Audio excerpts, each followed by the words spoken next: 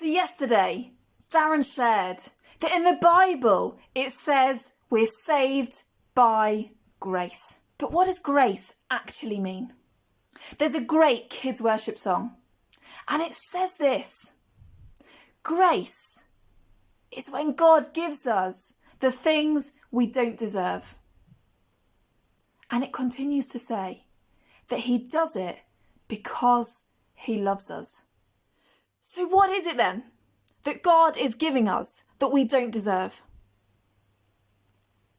As I read the Bible, I read of the world that God created. The world that God created for you and I to live in. The world that God created for you and I to enjoy. The world that God created for you and I to live in whilst having a friendship with him. The Bible tells us that God is perfect. But what about you and I? Let me ask you a question. Have you ever done anything wrong? Thought something wrong? Said something wrong? I don't know about you, but I know that I have. That I've made mistakes along the way. And the Bible tells me that some of the mistakes that I've made, they get in the way of me being friends with God.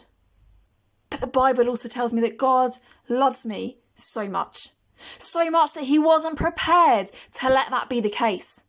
He loves me so much that he wanted to come up with a rescue plan.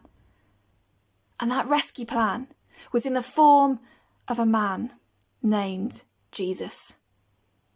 A man named Jesus who came to earth, who lived a human life, who lived a perfect human life, who died on a cross, was buried in a tomb, and 3 days later came back to life.